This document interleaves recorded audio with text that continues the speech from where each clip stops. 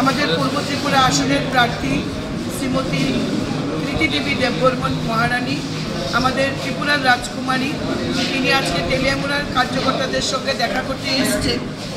কিন্তু রাস্তায় তিনি প্রচণ্ড অসুস্থ হয়ে পড়ায় তিনি বর্তমানে আমাদের পিডাব্লিউডি ডাক্তারবাবুদের বিশ্রাম অবস্থায় রয়েছেন। ডাক্তারবাবুরা এসছেন, 3 জন ডাক্তারবাবু তাকে পরীক্ষা করেছেন। আমরা এখন যাচ্ছি, আমাদের প্রার্থীর সঙ্গে দেখা করব, নমস্কার বিনিময় করবেন আমাদের কার্যকর্তারা।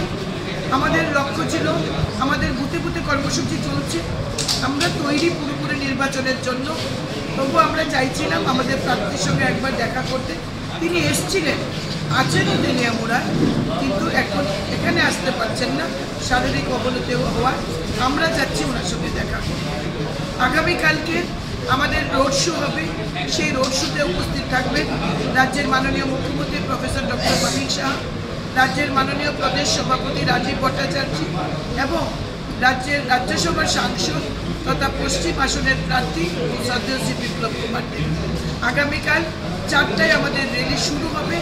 টাউন হল প্রাঙ্গণ থেকে মোটর স্ট্যান্ড অবধি আমাদের সেই র্যালি চলবে। আমাদের টার্গেট 15,000 এবং আমরা জমায়েতের সময় দিয়েছি 3টা।